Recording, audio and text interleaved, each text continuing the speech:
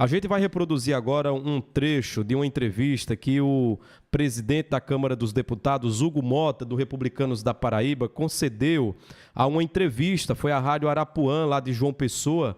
Lembrando que o Hugo Mota é paraibano, concedeu uma entrevista a uma rádio da sua região e reconheceu a gravidade na depredação no que aconteceu no 8 de janeiro, mas disse que não houve tentativa de golpe. Vamos acompanhar um trecho dessa entrevista, vamos ver. Qual é a sua opinião pessoal sobre o 8 de janeiro, a anistia às pessoas do 8 de janeiro? Olha, primeiro o que aconteceu não pode ser admitido que aconteça novamente. Foi uma agressão às instituições, uma agressão inimaginável. Acho que ninguém imaginava que aquilo pudesse acontecer. Agora, querer dizer que foi um golpe tem que ter um líder, golpe tem que ter uma pessoa estimulando, tem que ter apoio de outras instituições interessadas, como as Forças Armadas. Não teve isso. Ali foram vândalos, baderneiros, que queriam, com inconformidade com o resultado da eleição, demonstrar sua revolta, achando que aquilo ali poderia resolver, talvez, o não prosseguimento do mandato do presidente Lula. E o Brasil foi muito feliz na resposta. O senhor não admite que foi uma tentativa de golpe? As instituições, elas se posicionaram de maneira muito firme. O Congresso estava funcionando na outra semana, o Supremo estava aberto, o Palácio do Planalto da mesma forma. Então, a resposta ela foi dada. Da mesma forma, você não pode, por exemplo, penalizar uma senhora que passou na frente lá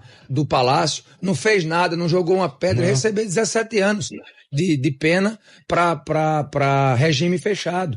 Há um certo desequilíbrio nisso. A anistia alcançaria essas pessoas. Então nós temos que punir as pessoas que foram lá, que quebraram, que depredaram.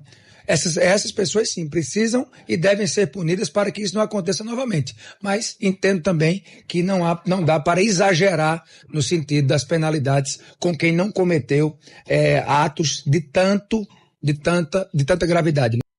Bom, deixa eu começar esse debate aqui com o Luciano Amorim. Luciano, a gente vê que o Hugo Mota tem na agenda dele atender, inclusive, a bancada do PL, que votou no Hugo Mota esperando exatamente esse tipo de pronunciamento. Mas ele traz aqui a reflexão de algo que nós já debatemos em alguns momentos aqui. O doutor Álvaro Costa, inclusive, fala da desproporcionalidade das penas.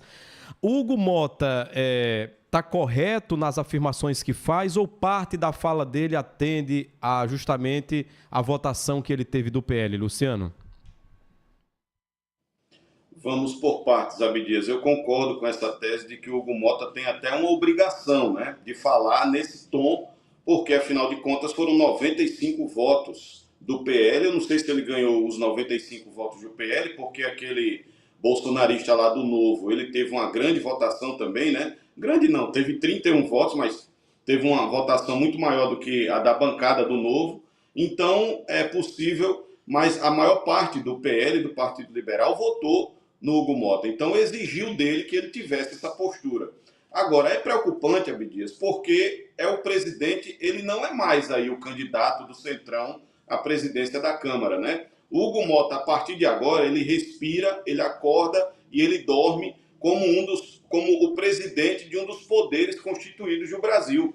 Então, dizer que não houve tentativa de golpe diante daquela movimentação do 8 de janeiro, Abdias, eu gostaria de perguntar onde é que andou o Hugo Mota nos últimos 2 anos. Se ele não viu noticiário, se ele não viu, se ele não leu nada sobre o assunto, se ele não viu a TV, se ele não olhou as redes sociais.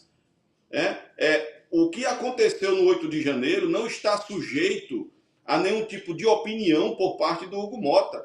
A gente tem que levar em consideração aquilo que investigou a Polícia Federal. É a Polícia Federal, uma instituição de Estado do Brasil, que está dizendo que o 8 de janeiro foi uma tentativa conectada de golpear a democracia no Brasil. Não sou eu que estou dizendo, não, que o povo da internet até não gosta quando eu digo isso, mas não sou eu que estou dizendo.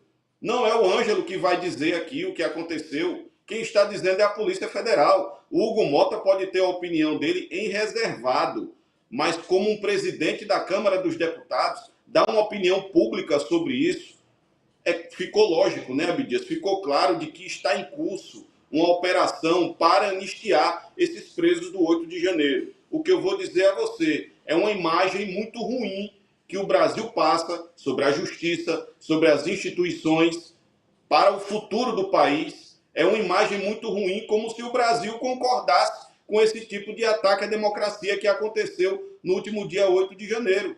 Abdias, lá nos Estados Unidos nós tivemos gente presa e está presa até hoje. E os que foram soltos por causa do Trump lá, aquela ordem executiva que ele dá lá, que o presidencialismo nos Estados Unidos é como se fosse uma realeza, né? O presidente tem amplos poderes. Aqui no Brasil não tem.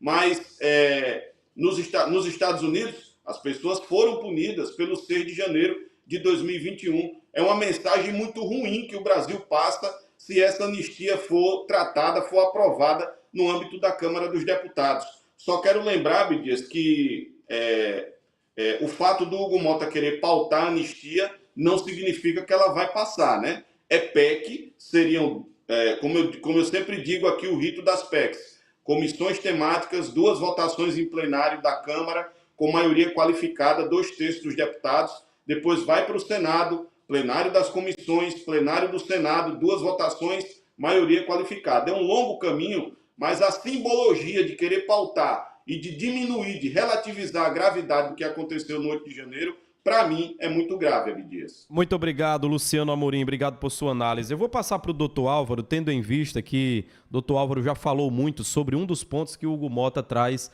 aí na fala dele. Bom dia para o senhor, doutor Álvaro.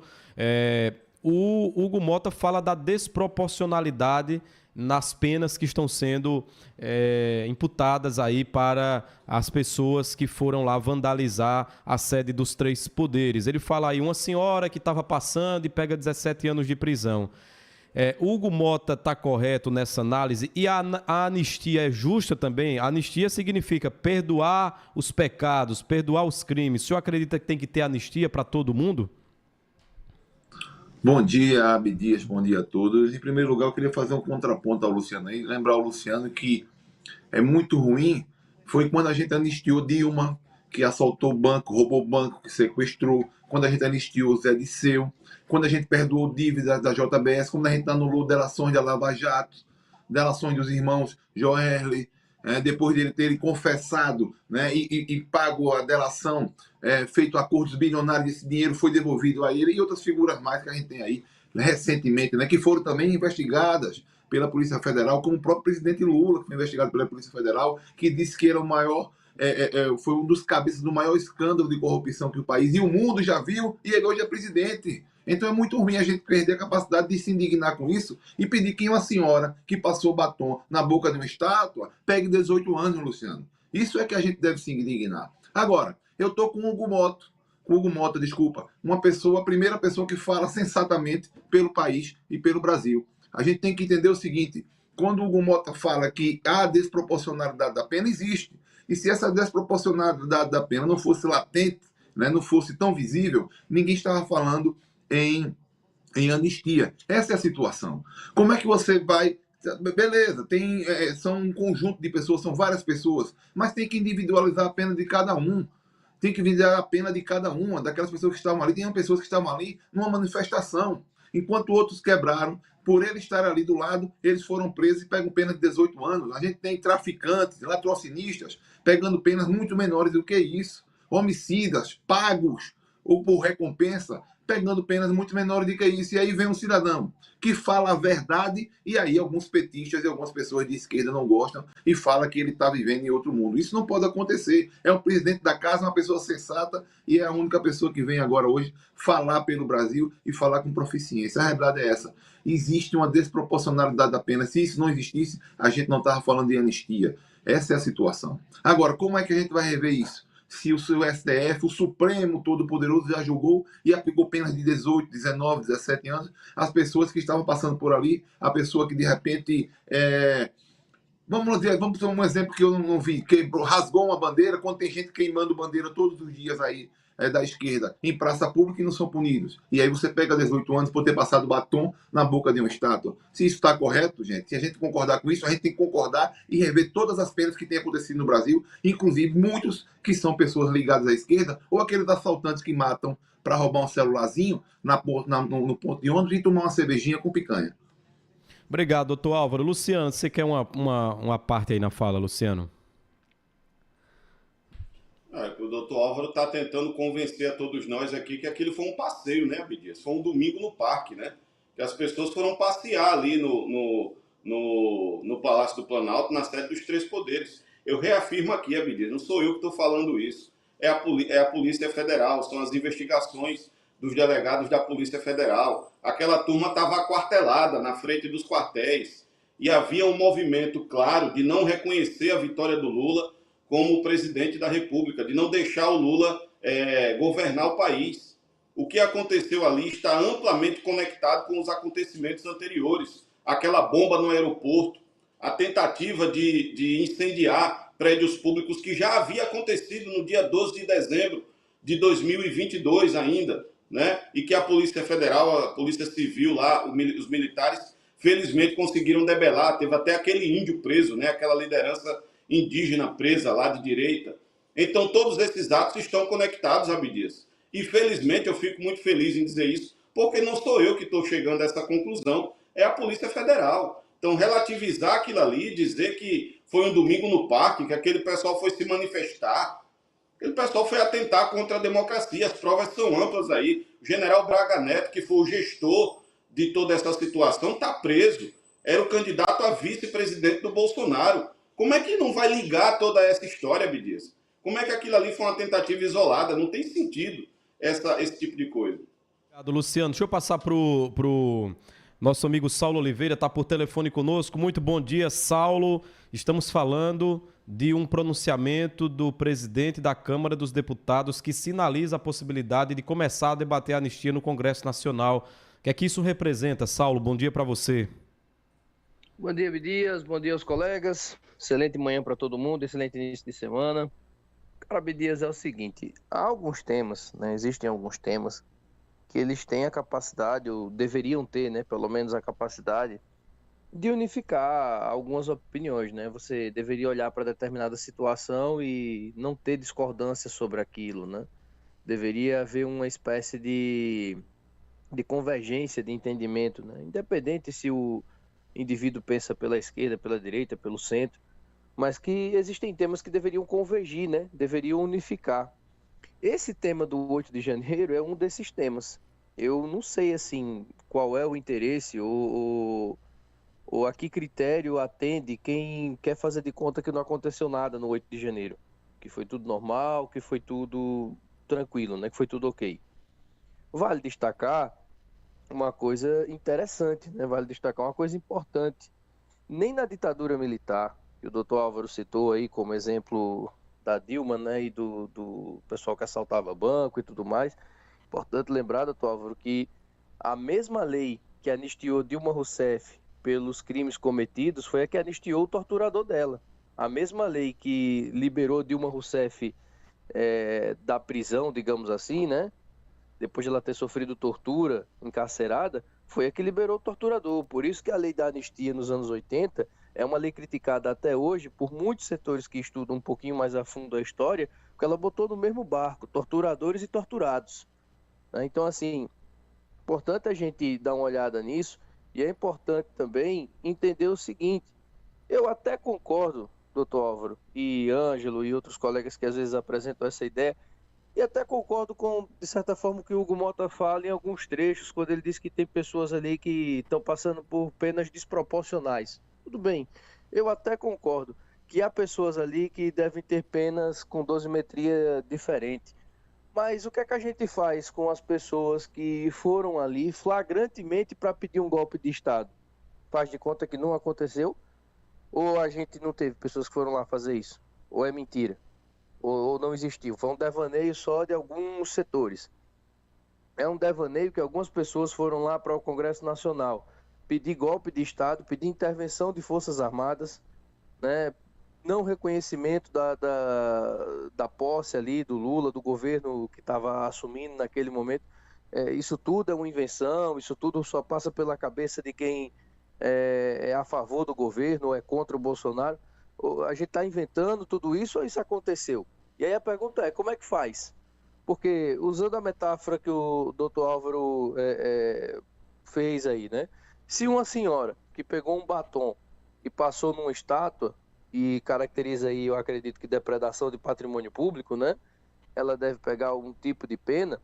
É importante saber por que essa senhora estava lá, se ela foi só passear. Não, eu vou ali dar uma volta vou entrar lá no Supremo, vou entrar lá no Congresso Nacional e vou rabiscar um batom numa estátua. O que o pessoal está querendo aí, eu não sei não. Eu sei que eu estou aqui para me divertir, né? Mas aí se essa senhora estava, por exemplo, dentro de uma horda, Abdias, dentro de um grupo, né, com faixas de golpe militar, de intervenção militar, aí vai para depredação, aí vai para defecação em cima de cadeira, de mesa de servidor público, né? Vai para aquela selvageria toda que a gente viu, para agressão a policial, para derrubar policial de cavalo com paulada. Aí a gente faz de conta que nada disso aconteceu. Ó, não aconteceu, isso não existiu, isso é uma invenção, é um devaneio, né? E a gente vai fazer agora o seguinte: vão para casa, turma, vão para casa, que tá tudo certo. Vamos Obrigado, refrescar a memória um Saulo. pouquinho, só para concluir, Abdias, vamos refrescar a memória um pouquinho. Vale destacar que teve pessoas que foram liberadas, tiveram aí habeas corpus concedidos e saíram de lá com tornozeleira eletrônica da Papuda, fazendo a mesma coisa e dizendo que repetiriam os mesmos atos. É isso que a gente vai fazer? É isso que a gente vai incentivar? Não sei a quem interessa isso não, Abdias. Obrigado, Saulo. Ângelo Farias, de forma objetiva, anistiar a todos é um caminho justo e correto? Ou anistiar, digamos, diminuir a pena parcialmente seria um caminho correto, na sua visão, Ângelo? O Abdias, primeiro que o projeto de anistia não é para todos, né? É para diante da gravidade que cometeu. Deixar isso bem claro, né? A esquerda está aperreada e a gente vê esse desespero aí de muita gente da esquerda, porque está chegando 2026 e esse discurso do golpe não colou até hoje. Porque o golpe ele se dá principalmente com o uso das Forças Armadas. E não teve Forças Armadas no 8 de janeiro. Né? O presidente da República já era o Lula, quem comandava as Forças Armadas já era o presidente Lula. Então esse discurso que a esquerda arruma, que era uma tentativa de golpe, que ia tomar o poder, é uma parte do povo brasileiro insatisfeita. Insatisfeita porque viu, como bem argumento do Luciano aí, ele faz muita ênfase, é o que diz a Polícia Federal, o Luciano que diz a Polícia Federal, que o Lula foi preso por corrupção, que o Sérgio Cabral, que pegou 400 anos de prisão, foi pego por corrupção. E quem estão presos desses aí hoje? Um é presidente da República e o outro está solto. Então como é que a gente vai ter prazer de viver num país onde quem é corrupto, quem é ladrão, pode estar no poder? E onde o cidadão trabalhador que paga seus impostos, ele tem que ficar preso por protestar, por reclamar. E outra coisa, a gente viu que lá em Brasília deixaram a boiada passar. Entrou quem quis, não teve segurança, não teve nada. A Polícia Federal, toda a inteligência sabia que iria vários protestantes para Brasília. E não fizeram nada. Então, ou seja, vamos deixar aqui o circo pegar fogo. E depois a gente disse que foi um golpe. Porque não existe golpe quando o cara já está na presidência da República e não tem Forças Armadas. Qual foi o homem armado que estava ali para tomar o poder? Invadir um prédio público é tomar o poder de uma nação? Então essas coisas que a gente não pode engolir são essas narrativas. O presidente atual, Hugo Mota, está falando que o Arthur Lira também em nenhum momento negou. Quando é que você viu uma fala do Arthur Lira dizendo que teve golpe em 8 de janeiro? Vocês ouviram aqui na imprensa alguma entrevista do Arthur Lira dizendo que teve tentativa de golpe? Então essas falácias são parte do presidente Lula e do seu grupo político da esquerda brasileira. Por quê? Porque eles querem criar essa atmosfera o tempo inteiro que a direita brasileira queria tomar o poder à força. A direita brasileira queria tomar o poder no 8 de janeiro. Essas são as falácias que eles vão usar até a próxima eleição. É o discurso. E como diz a Polícia Federal, Luciano, e eu acredito na Polícia Federal, o Lula foi preso por corrupção. Obrigado, Ângelo Farias.